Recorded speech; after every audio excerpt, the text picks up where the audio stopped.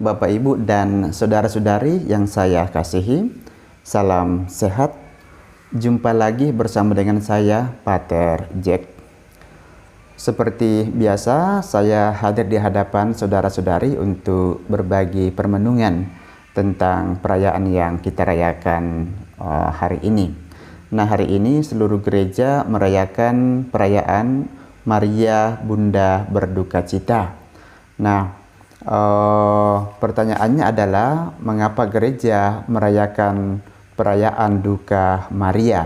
Nah, sebelum kita menjawab pertanyaan itu, saya mau mengangkat 7 peristiwa duka yang dialami oleh Maria sebagai bahan kita untuk nantinya merefleksikan lebih lanjut. Nah, dalam tradisi gereja ada 7 peristiwa duka yang diangkat yang dialami oleh Maria, tetapi bukan berarti bahwa rasa sedih yang dialami oleh Maria itu hanya terbatas pada 7 peristiwa ini.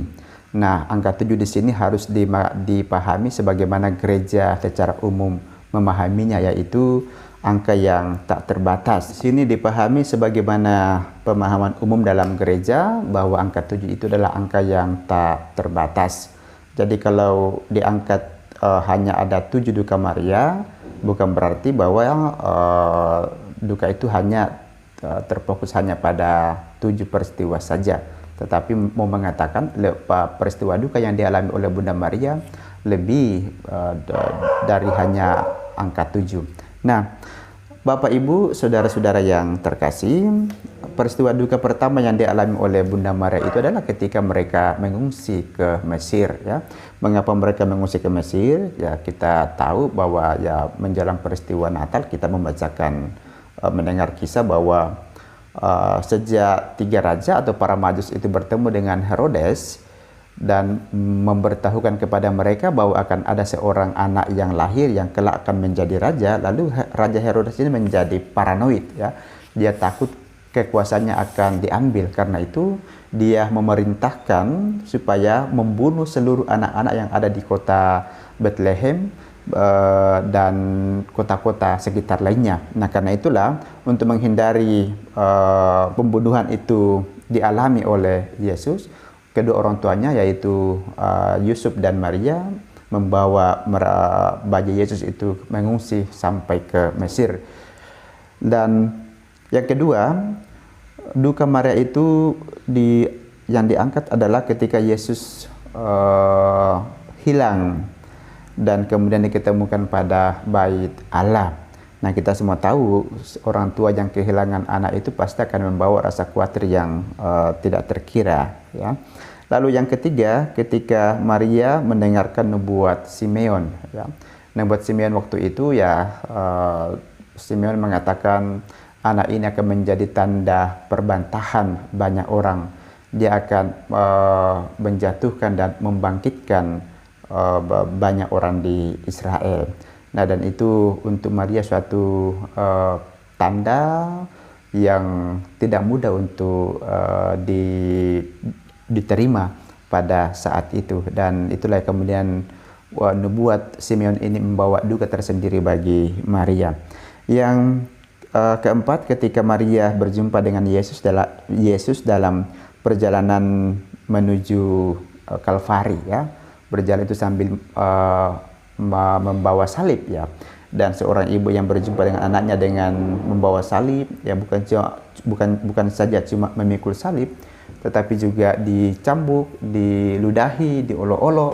Nah, itu pasti membawa kesedihan yang tak terkira dalam hati seorang ibu kalau berhadapan dengan anak-anaknya diperlakukan demikian. Dan yang kelima, ketika Yesus disalibkan pada kayu salib, itu juga bukan hal yang mudah melihat orang dibunuh dengan dipaku tangan, kaki ditidurkan pada salib, lalu kemudian diberdirikan salibnya, dan ya betapa sakit itu terukir pada salib itu, dan itu menusuk hati Bunda Maria, dan ini akan membawa kesedihan tersendiri untuk Maria. Dan yang keenam, ketika Maria memangku jenazah putranya ya. Jadi Yesus wafat lalu kemudian diturunkan dari salib dan Maria memangku jenazah Yesus ya. Makanya terekamlah itu dalam sebuah simbol patung yang kita kenal dengan patung Pieta ya. Maria memangku Yesus ketika wafat dan diturunkan dari salib. Nah, perjumpaan Maria dengan Yesus saat itu dalam situasi seperti itu bahwa sangat kita yang melihat saja itu sudah perasaan kita seperti apa, apalagi Maria sebagai seorang ibu yang merangkul anaknya yang sudah berupa jenazah waktu itu. Dan yang terakhir ketika Yesus dimakamkan. Nah, ketujuh peristiwa duka ini diangkat ke permukaan karena masing-masing membawa pesan tersendiri bagi Maria dan terlebih juga kita umat secara keseluruhan. Nah, kita kembali pada poin awal, mengapa peristiwa duka Maria ini diangkat di dalam gereja, bahkan dijadikan sebagai perayaan wajib yang dirayakan oleh seluruh gereja. Mengangkat peristiwa duka Maria dan dirayakan hari ini karena ini menyangkut soal spirit iman kita. Duka yang dialami oleh Bunda Maria itu bisa juga menjadi duka yang kita alami ya, walaupun kita tahu bahwa ya dalam kehidupan kita ini sebanyak apapun peristiwa duka yang kita alami ya, saya kira tidak akan sampai melampaui duka yang dialami oleh Bunda Maria. Nah, tetapi yang menarik adalah sikap kita atau cara kita bereaksi berhadapan dengan kesulitan atau duka-duka yang terjadi dalam kehidupan kita. Nah, ketika Maria mengalami duka karena peristiwa putranya, tak sekalipun kita mendengarkan dalam Injil bahwa Maria itu mengeluh ya, atau Maria itu bersikap reaktif terhadap apa yang dialami oleh putranya ya. Kita lihat sikap Maria itu selalu elegan ya, sikap Maria itu kepada penyelenggaraan Allah. Nah, ketika Maria menerima warta bahwa dia akan mengandung dari Roh Kudus, dia juga tidak memberontak atau protes kepada Tuhan, tapi dia mengatakan, aku ini hamba Tuhan, terjadilah padaku menurut perkataanmu. Padahal itu suatu tugas yang berat, tidak mudah, dan tentu saja membawa kesulitan-kesulitan di kemudian hari. Nah, demikian juga peristiwa-peristiwa duka yang dialami Maria berikutnya itu justru pengunjung mereka bahwa Maria menyimpan segala sesuatunya di dalam hatinya. Menyimpan segala sesuatu di dalam hatinya itu berarti dia menyerahkan sepenuhnya peristiwa yang dia alami itu, duka-dukanya yang dia alami, pergolatannya yang dia alami ke dalam penyelenggaraan kasih Tuhan. Ya, karena itulah spirit Maria ini mesti menjadi spirit kehidupan kita. Kita semua tidak luput dari namanya kesulitan, tidak luput dari duka-duka, tetapi orang beriman itu mestinya tidak mudah putus asa. Orang beriman mesti menyatukan semua duka-duka yang dia alaminya itu di dalam penyelenggaraan kasih Tuhan, sebagaimana Bunda Maria ya. Bunda Maria begitu yakin bahwa ya Tuhan yang memulai, pasti juga Tuhan yang akan mengakhiri. Bukan berarti bahwa karena Tuhan yang melaksanakan lalu Maria tinggal menerima saja dan seterusnya ya. Ya, Maria menerima tetapi juga ikut terlibat di dalam suasana afeksi yang dialami oleh putranya, sehingga tentu saja dari peristiwa-peristiwa yang dialami itu banyak membawa luka dan duka di dalam dirinya. Tetapi sekali lagi Maria tidak sekalipun menunjukkan dia berputus asa, atau tidak sekalipun dia menunjukkan keluh kesah dalam penderitaan yang dia alami. Nah, ini kan alami oleh Bunda Maria dengan sikap kita berhadapan dengan kesulitan atau duka-duka itu bisa sangat berbeda atau bahkan bisa sangat kontras ya.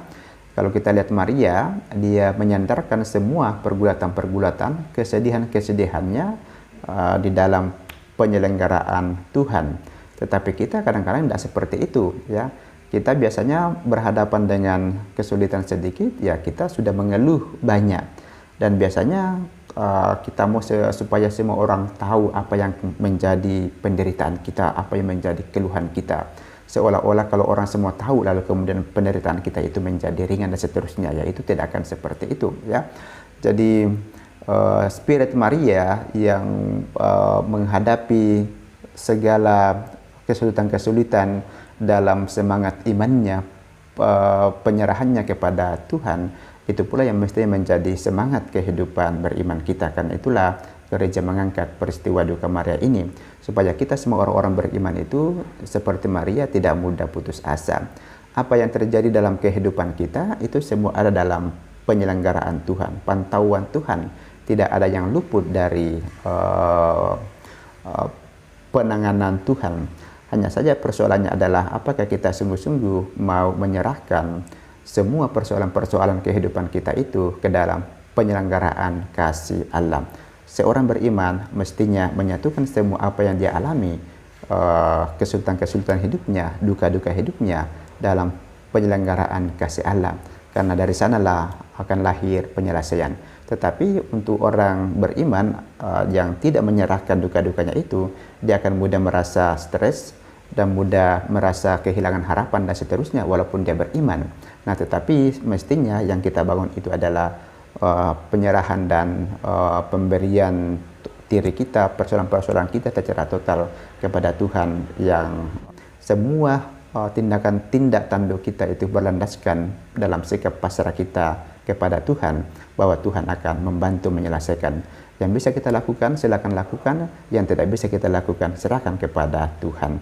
Kepasrahan kita kepada Tuhan, itulah yang akan membawa penyelesaian-penyelesaian. Ketika kita tidak mampu lagi, Tuhan yang menyelesaikannya. Ini yang dialami oleh Bunda Maria, dan kita pun kiranya seperti Bunda Maria bisa memberikan hal yang sama dan sikap yang sama kepada Tuhan berhadapan dengan penderitaan atau duka-duka yang kita alami dalam kehidupan ini. Saya kira demikian yang saya dapat bagikan kepada Bapak, Ibu, dan saudara-saudara yang terkasih. Semoga semuanya tetap dalam situasi yang sehat walafiat. Tuhan memberkati.